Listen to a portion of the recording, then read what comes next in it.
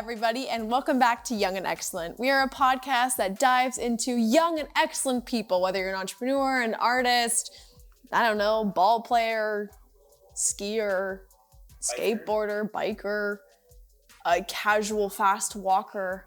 We will interview you and we would love to hear your story. So thank you so much for tuning in. Make sure to hit that like button and subscribe and enjoy the episode. And we would love to give a little shout out to the Sarnia Journal, our favorite sponsor who uplifts us and supports us as we continue to just see who's in Lambton County. So thank you so much, and definitely subscribe to their daily email blasts. They are so important. They keep you in the know, and I think it's important to be in the know. I like being in the know, so be in the know, you know? On this week's episode, we sit down with Amy, a fantastic local entrepreneur who owns Urban Escape. She is such a powerhouse as she, dives into business. She's an athlete, she's a mother, and on top of that, she has some amazing perspectives that I really did resonate with and related to, and I hope that all of you do as well. We chat about what it's like to be an entrepreneur, what it was like to start a business up in the pandemic, what it's like to play the game, be a player in the game while also recognizing the game. That's a wild conversation. And on top of that, I think we just had a really good time. So I hope you enjoy, and make sure to hit that like button. I said that like 3 times now, so you better fucking do it.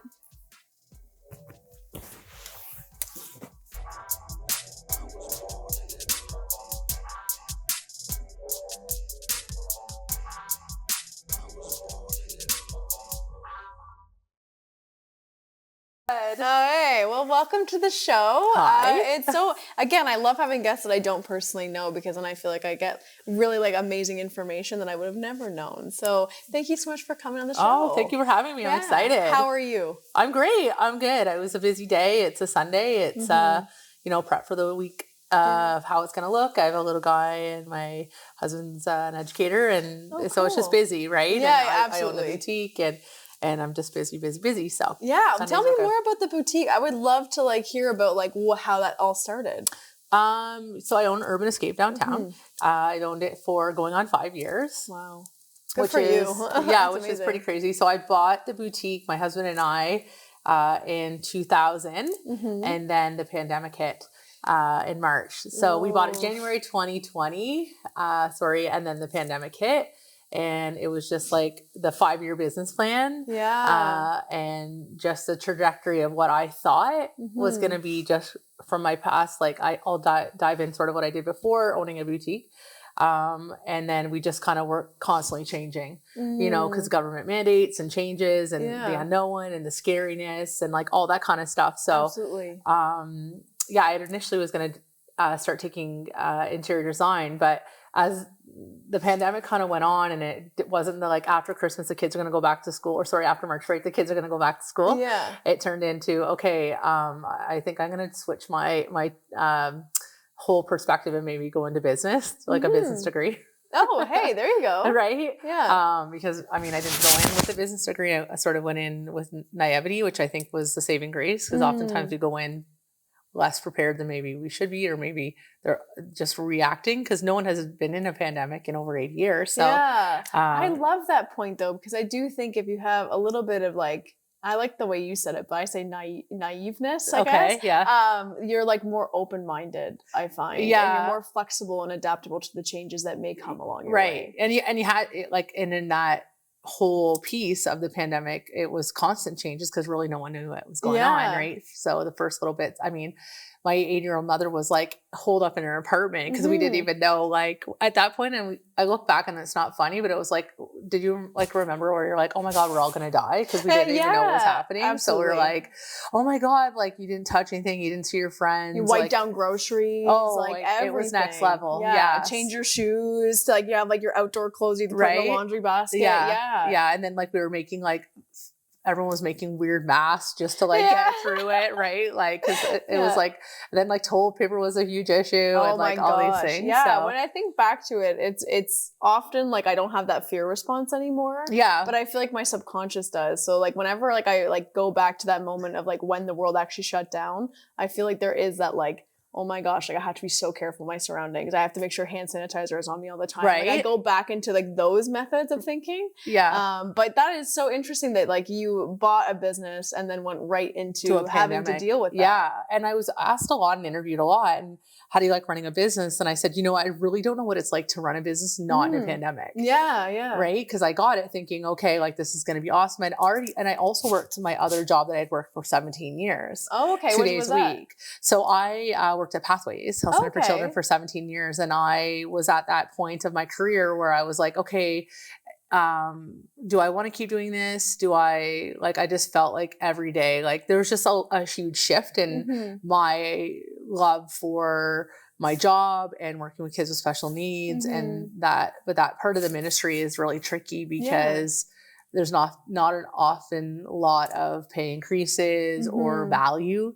And then it's hard to climb the ladder too. Yeah. And I think in any workplace you work, like you should always feel valued. Like that's huge for me. And even with my staff now, like appreciated and valued and respected and understood. And you come with like a great deal of, your own personal experiences, but you're also your love for the job and kind of how you want it to look and like how your advocacy skills, because you're working with kids with special needs who are often not looked at in a light of their abilities. So I did that for 2 days a week while I was owning a business. So for 2 years I did that. Oh, okay. Well, like my husband was a teacher, so I was able to do that where my son is 12. So at that time, like teaching him at home. So there was and then I'm like, oh my God. And then just everything was it's kind of a blur. Yeah. Well, it sounds like a huge balancing act that you kind of had going on. Well, I think women sort of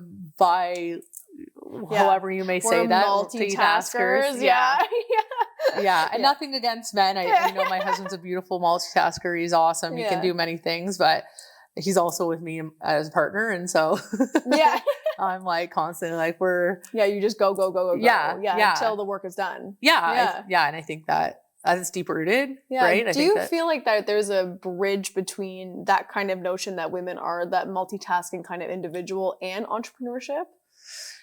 Yeah, like I think like entrepreneurship for me, best described it as like a child. You want your child to be successful. You want your child to thrive and be loved and appreciated and like all these beautiful things about your child. And then I feel like to that degree, so is your business, especially in women in business, because my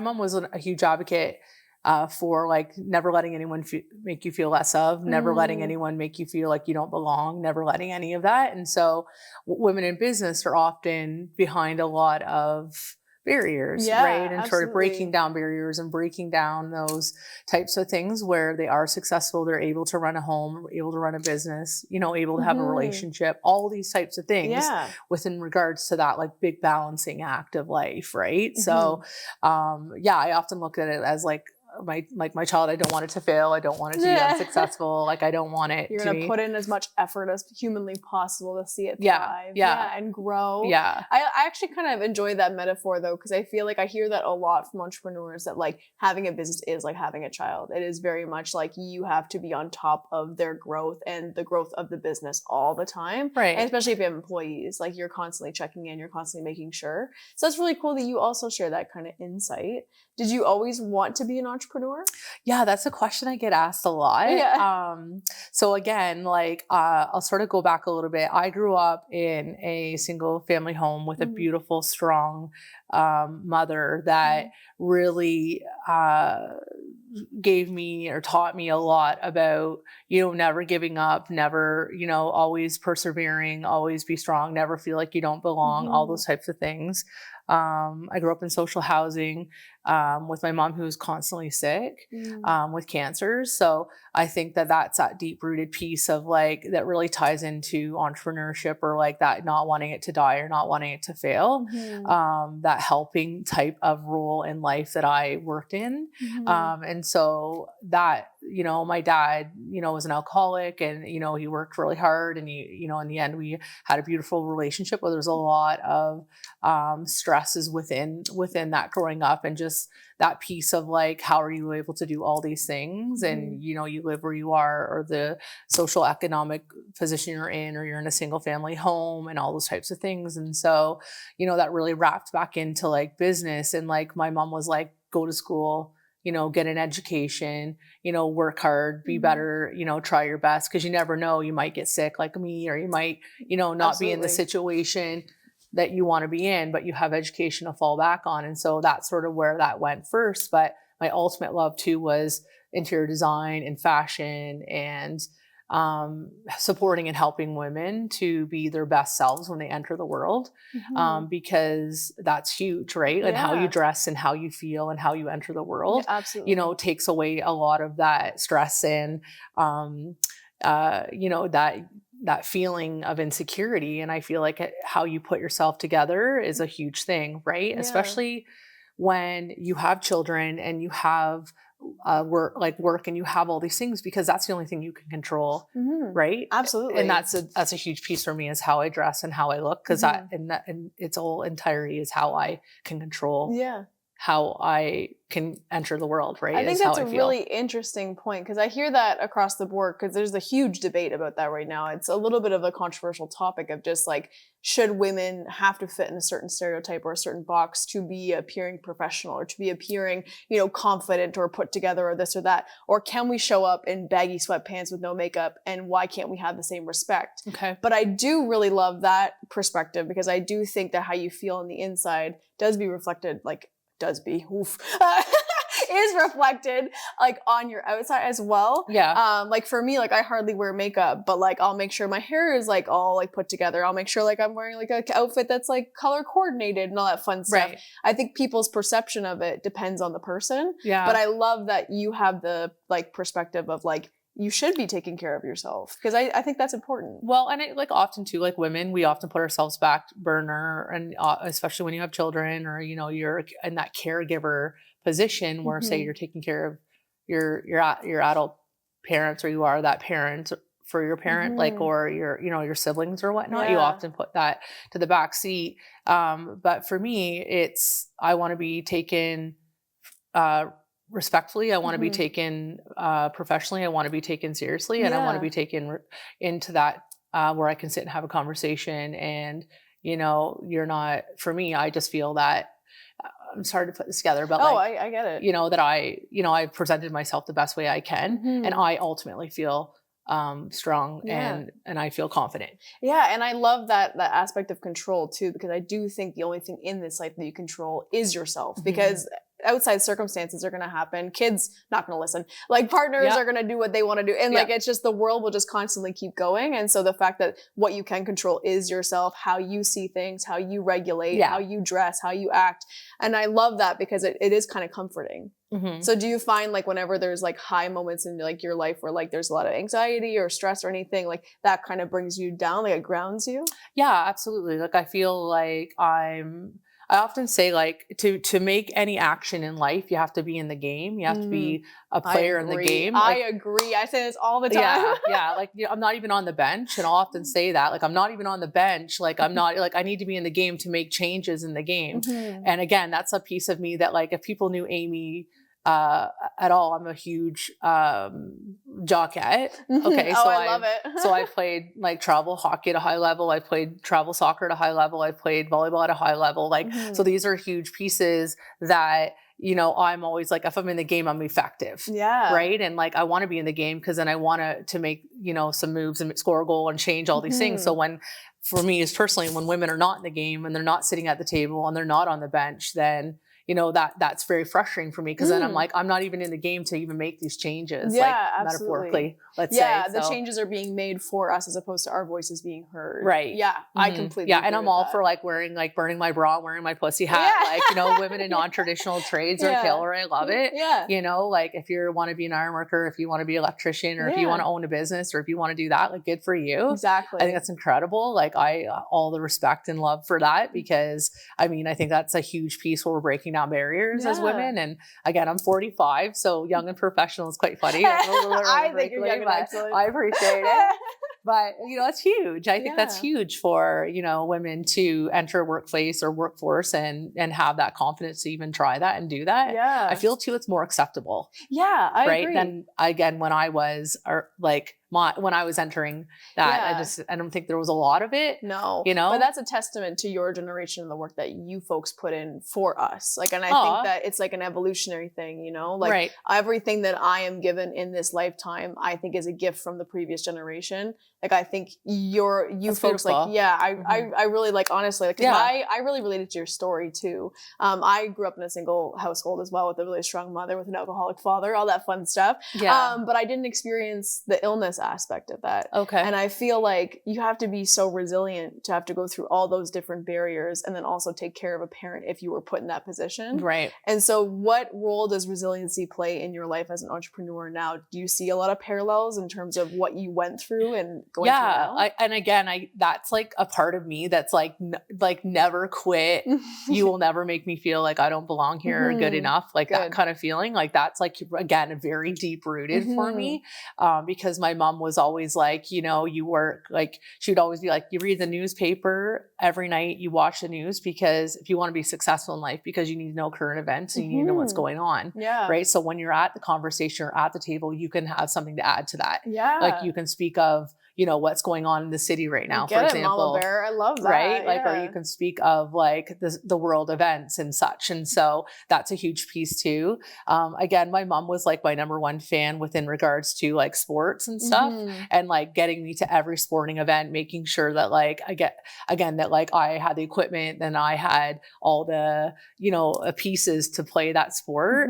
Again, with athletics, for me, that early age of networking, I didn't realize it. And I see it with my son now. And I've coached hockey in Sarnia for many years, women hockey. I'm firm, like, you know, there's a lot of different dimensions of me that I coach hockey for women in hockey. I've coached lots of different, my son's teams, all that stuff. But a big thing for me was having a female coach was huge because I didn't have that, but also having that female mentor as well in terms of those networking pieces, because we do that really young.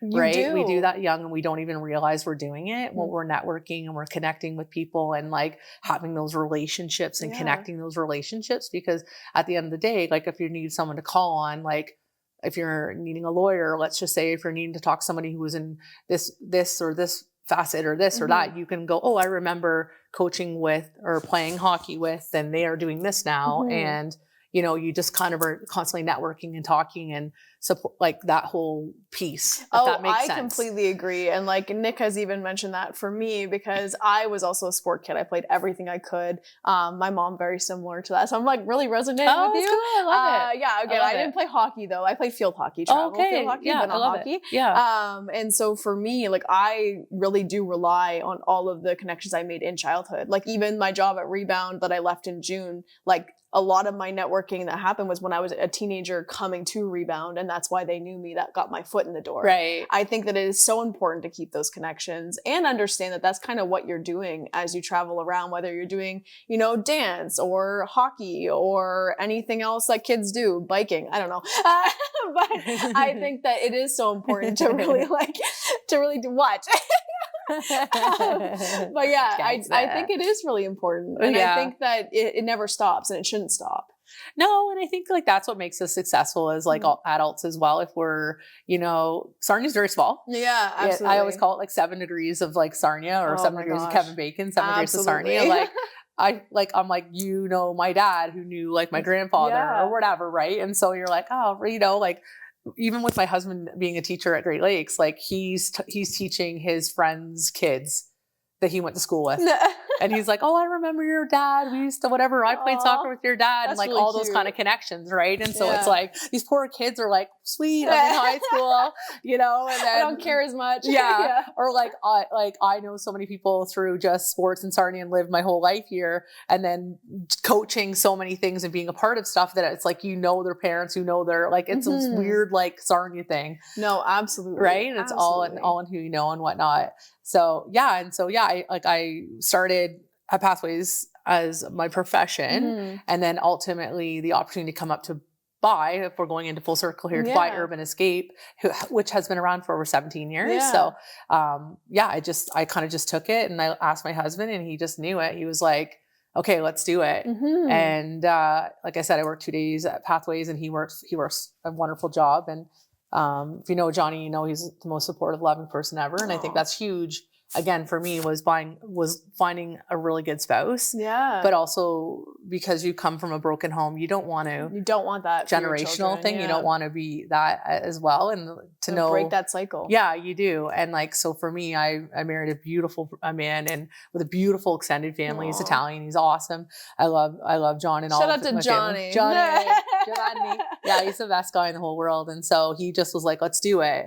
And ever since that, we've just been like, so he's the silent partner of Urban Escape. I'm sort of the front of the house. He's the back of the house. Oh, cool. And and I have awesome staff. My girl, Kristen, Kiki, who works with me every day. Aww. And so and then I just stopped at Pathways. I was like, hey, I'm good. After the 4th lockdown, I was like, hey, let's do this. Oh, that's and amazing. I dove in, and it's changed again because mortgage rates are crazy. People can afford groceries. Like, things start getting cut back, and people aren't shopping like they did. So that's the scary thing. Absolutely. And then the whole Rainbow Park thing down from downtown has been a little bit of a shift in that kind of thing. How has that affected your business? Because I personally think that there needs to be a solution. So I don't really have like a particular stance on Rainbow Park per se. I think that it's the best solution for now.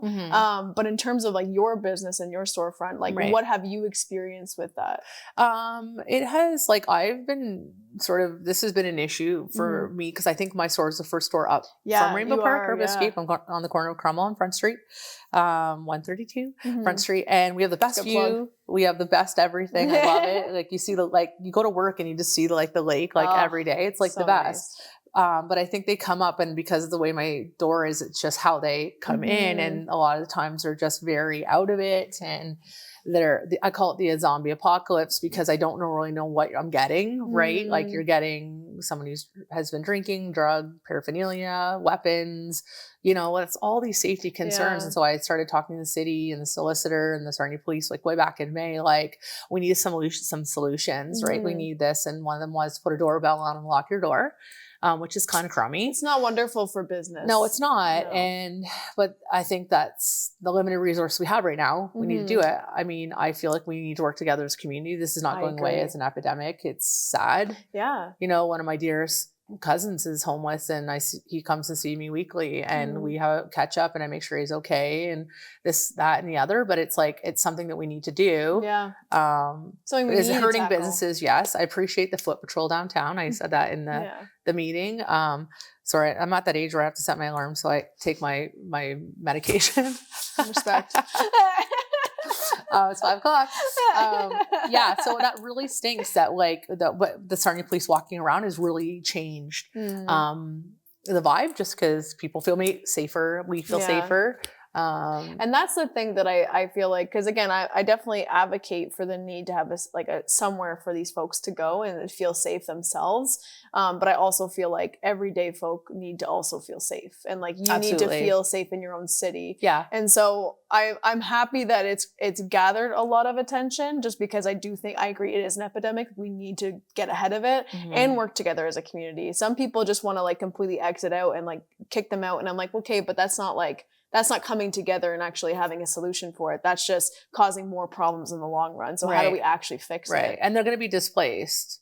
Yeah. So, and I mean, is it not okay? Like, I would be sick to my stomach if I lived around that way. And my dad used to live on Proctor Street, and that's close by, and that's not okay either. Like, you worked hard, you have a home, that's not okay either. Or that park, it's such a difficult issue. It is there's so many different lenses that we're looking at, and so again, for me personally, it's has affected my business, and that's tough right now when we're trying to get we've been digging out of all these things, from a pandemic to the SEBA loans all being paid back, because that whole thing from the government, to then mortgage rates going crazy, to groceries, and so I'm gas. Listen, now I got this homeless issue down the street. I'm like, okay, Like we need a break. We need to like we need we need something. Yeah. So at this point, I'm just like, I'm open to whatever, but I'm also want to be a part of the solution as well. Yeah. Like, it's so difficult, but I really appreciate it. And like, I really thank you for being like so open and like honest about how you're feeling as like a business owner, because I do think like in my experience, even like with the Refound store, with like Rebound. I loved it down there. It was such a beautiful little storefront, but it's like, even with that, like there were safety issues and there were safety concerns. And so it is something that needs to be talked about. And like, we have to be not afraid to say the wrong thing when we talk about this issue. Yeah. I feel like people are really censoring themselves because they don't want to offend people. They don't want to, but I'm like, if it's your experience though, that shouldn't offend anybody else. If you're obviously using nice language. But like, it's something that I'm like really thankful that you just shared and opened up, because I don't think about it from that perspective, because I'm not a business owner and I don't own something and downtown. Like, I have the safety of myself and my staff. Like people are coming in with like drug paraphernalia or weapons, or like have it on residue on their hands, or AIDS or Hep C. Like these are all things like I am very proud to hire women. At my store I have all women, and like they just want to work a fun job. Yeah, exactly. Right? Like they've worked in the plants, they're all retired, or they've worked for ministry, or they've worked for something like oil and gas, and like they just want a fun job. They just want to show up and not have to worry about and like here we have like some guy coming in and he's like totally out of it, or someone who's like is like just not well and has like, it's scary. It's stressful too. Like it is stressful. Yeah. It is stressful. And I get like, I'm like, okay, like you need to get out. Like it's not, I'm not messing around. Yeah, I get right bitchy. I'm like, okay. Anyways, so. But yeah, no, I think again, thank you for that. And like, to go back to like your store as well, for folks who don't know what Urban Escape is, like I love your store. I go into it quite often. Awesome. But what can they find in your store? So Urban Escape is really a really cute, sweet, awesome boutique that focuses on home concept, sort of that Scandi home concept type of look and fashion. So high-end pieces that, your pieces you're going to love forever and ever and ever. If I often say like the winter cycle, like you go into winter, as you buy something, you don't like it, you try it in your space, you bring it back and you kind of do that. And that works for you. That's okay. But if you're like at a point where you're like, I just really want to invest in a really good piece of art, or I really want to invest in some furniture. We do custom furniture. So custom couches, like any of that, custom tables, anything we'll find for you. We have 150 suppliers. And like, those are the pieces where you're like, I really just want to invest in those pieces and love them for years and years to come. We're known for our cowhides. We're known for our jute rugs. Just those sweet kind of pieces that like, again, that Scandi kind of vibe. And then for clothing for women, just unique pieces that like you wouldn't find at Winners, or you wouldn't find at HomeSense, or you wouldn't find anywhere else. High-end pieces that you're going to love, like a nice blazer for years to come, or a nice jean jacket, an oversized white, tee, or an oversized dress shirt. Those are the types of things that we like to carry that are just, we only 6 of them. So not everyone in Sarnia is going to wear them, and that's just sort of our vibe. So if you're looking for those sort of core pieces that have really never gone out of style, like jean on jean is like my favorite. Oh, it's the best. Right? Like Canadian tuxedo. Yeah. Or just like, again, those like awesome denim pants or jeans, and then like a really cool, like nice white tee with it. And, that's just sort of our jam. So I love that. Yeah. So we've been around for over 17 years now, and just sort of that same vibe, and just really, we donate to so much. We have a lot to do with the Sarnia Women's Interval Home, the Shopping for Change that we do with all the businesses downtown. I've sponsored Noel's Gift, many hockey teams, and the Good Shepherd, 5 o'clock somewhere. Like I'm always trying to support local, because I believe in local. I think local is essential, and all those little boutiques and all those little businesses is what makes downtown and little and towns so special. It makes our culture rich. Yeah, absolutely. Like all the restaurants and stuff for like, I love it. Like the theaters downtown, like all the cool restaurants from Lola's to Tin Fiddler. Like I love those are awesome, right? Yeah. Like, and then my boutique, and then there's like 130 or Shoes at 144, and there's Camois, and there's Garbo's, and Riverbank and Co. and One Tooth. Like there's so many cool boutiques downtown and cool businesses that we want to keep them thriving. We want to support local. We want to, we want people to look local first, if it's possible for you. And we understand that it's not possible for everybody. But if you can support as much as you can, because they're the ones that are sponsoring your little hockey teams and sponsoring these events and giving back to the community. Yeah, because the big corporations aren't going to care about that. No, like they're not gonna take the time to do those things, and it takes so much to even get money to like support communities like ours. So like to support local is giving back to your community. Yeah, absolutely. I love that. And like I'm all for like big box in terms of those pieces where they support, let's say, jumpstart programs and stuff like that, like Canadian Tire or whatnot. Just because I worked with kids with special needs, and I believe in recreation, and everyone deserves recreation and finding joys and leisure and stuff. And those programs are so essential for that, right? And stuff. But when you're like looking at smaller boutiques that like support those fundraisers and help with those little door prizes and give to that capacity, the hospice galas and all that stuff, like that's so important too, right? So I love that. Yeah. Okay, so we're gonna wrap up very shortly. I just have one question before my final question, so this might be a little bit longer. I apologize. Okay, is that okay? But I really loved in the kind of near the beginning of this conversation when you talked about how like your mom really motivated you and like kind of advocated for you to kind of like know what's going on in the world, so that when you're at the table, I always refer to that kind of style of being and doing as like, you understand the reality that you're in, but you're still willing to play the game. And I love that you kind of brought that up. Yeah. Because I feel like being like liberal and being like empowered and being like free and like making sure that like you're doing what you want to do in this lifetime to like reach your potential, but there's still a game that needs to be played to get there. You know what I mean? Yeah, totally. And I think, again, like worth ethic is huge within that game, and like just really finding your worth and your strength, because I don't know about you, but that was a safety net for me, and a safety net for someone who's in that type of situation isn't like everyone else's safety net. Absolutely. I didn't feel like I had a safety net financially. I didn't feel like I had a safety net like to that capacity. So you become that. Yeah. Right? You become all those things. Like, it's a scary thing. Like, you're not waiting for the shoe to fall, but you also have plan A, B, C, D. Right? All of them. Right? Yeah, I feel that way because that's how I felt growing up. And even now I'm like, how do I get to the highest value that I can get to so that I don't have to worry about that? Yeah. And again, like that's just something that like is within. You can't teach that. That's something that your internal drive that makes you and gives you, you know, that strength is just really digging deep and having that piece and that. And like, that's huge. So when I do coach women in hockey, or if I am supporting a new mom that just had a baby that wants to find new clothes or wants to support someone who just bought their brand new home and wants to help them, I'm all for that. Like, my friends are often like, Ames, like, you got to really, like, when you come from nothing, you give everything you have. Yeah. Oh, trust me. I know. I've done it so many times. And I'm like, oh gosh. Oh my God, it's the worst. My mom's like that too. I'm like, Mom, stop.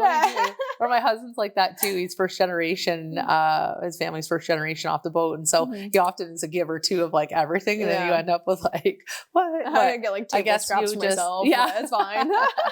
Yeah, but I don't know. I think that's a huge piece, and you know, sort of maybe where you are and where you come from, and those strengths, but also those. You should be proud of that too, and that you do deserve it. That's 25 years of counseling right there, my dear. Saying, you know, you do. Amy. Yeah, you do deserve it. Because oftentimes in my life, I'd often get these things or work hard for this and feel I deserved it. And I did deserve it. I worked hard, but it's hard when you are constantly, you know, people are often judging you on things, and it's hard. And when you're hustling. And if you're a female, or if you're like in a really good athlete, or if you're, you know, just your social economic, where you're from, or your dad, and like all these things, like I feel like those are all little things that you're constantly breaking those barriers, those cycles, just to be authentically you. Yeah. You know? And I love that you've been able to do that. Yeah. I'm constantly working on it. Yeah. If you know, my friends are always like, oh, Ames, you never stand still. And maybe that's just PTSD or like how I function. Yeah, I get it. You know, you're constantly busy. If I'm too still, that's unsafe like, to that's me. That's unsafe. Yeah, right. 100%. And so I'm constantly going and like doing all these things. Yeah. But I think too, and if I may say, I'm the best version of myself from all the people that are around me. You know, like I have a beautiful foundation of friends. I have a beautiful foundation, like I said, my mom and my extended family, and my husband and his extended family, and my friends are my family. You know, I think that's, you know, a huge piece for me. I completely agree. And I often say, my husband and I often say, like, we are who we are because of these people around us, that we are able to be who we are. And life's always not great, you know, but when life's really shitty and you need to call on people, they're there. you know, and that's huge. I love I that. think. And so just really building your army or building your foundation, because we often have to do that ourselves, and that's okay. And, I completely agree. You know, I really like related to that so hardcore because I believe who you surround yourself is a direct reflection of who you are. Absolutely. And how you build yourself is through that lens as absolutely well. Too. Yeah, I love that. Thank you so much for sharing that. I loved it. Yeah. So last question. Yeah. And it could be. I could talk all day. Yeah. Are you bored? No. Are you good? You guys good? Okay. But I just, and it could be what you just said. So feel free to be like, oh yeah, what I just said. But what is the greatest piece of advice you can give our listeners and watchers? Oh my gosh. Like, again, like, I just think that like, be authentically you, you know, never feel like you don't belong. Never feel that like you're not deserving. Again, hard work really does pay off. It does. Sometimes too, they often say the good guy never wins, but the good guy does win sometimes. And just takes a little bit. Yeah, it takes time. And I often many tears on that, but, you know, and I guess just keep like perseverance and keep persevering. I don't think that like, you know, and life's going to get shitty and life's going to be hard and life's going to be tough, but you know, just keep working to create your, you know, your life. And that doesn't end. That doesn't end. That's a working thing that you have to keep working on. And if you need to like get support for counseling, and if you need to, you know, call on friends or call on people to get you through those moments or to support you within those moments, like, I think that's for me is my advice. Oh, I you love know, that. it's just to just keep working and try your best. And when life's just tough, just call on those people and they'll get you through that. Yeah. And take a breath.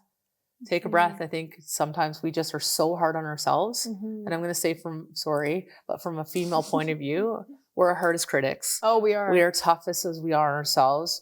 We often are like, I don't like this. I feel fat. I don't feel good. Just pick yourself apart in the mirror. Always. And you know, we attack ourselves first. And I think that that's one thing that we just take a breath, because you are valued, you are loved, and you are important. And I think that if you see that within yourself, and there's moments we all don't, sort of at rambling right now, but you know, I think that's huge. And, you know, if you're ever in those moments, like reach out and have a chat and, you know, get through those. It's one day, it's one moment. Yeah. Right. And we're going to be okay. Yeah. And I don't know. And I kind of hold on to that. I just kind of say, okay, let's keep going, Ames. Like, okay, that sucked.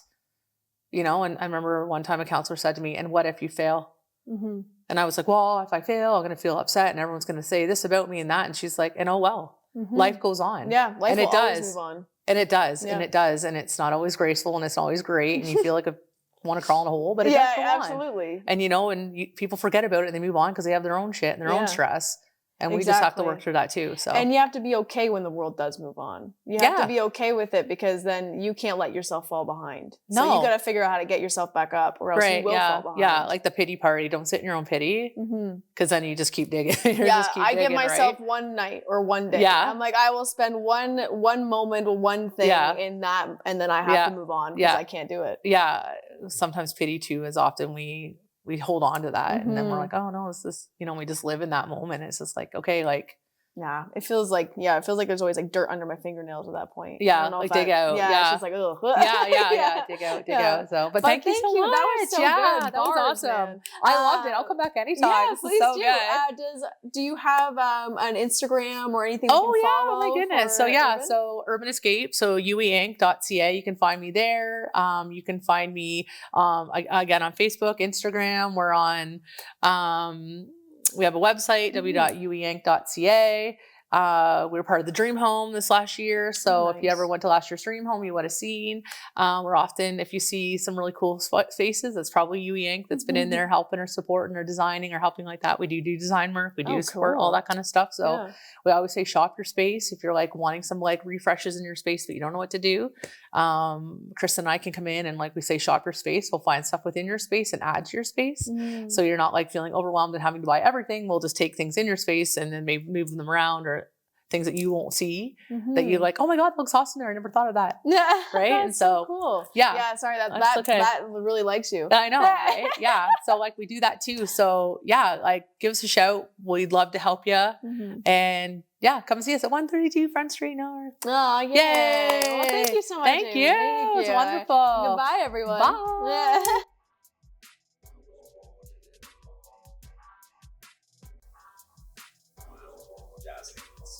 Wow.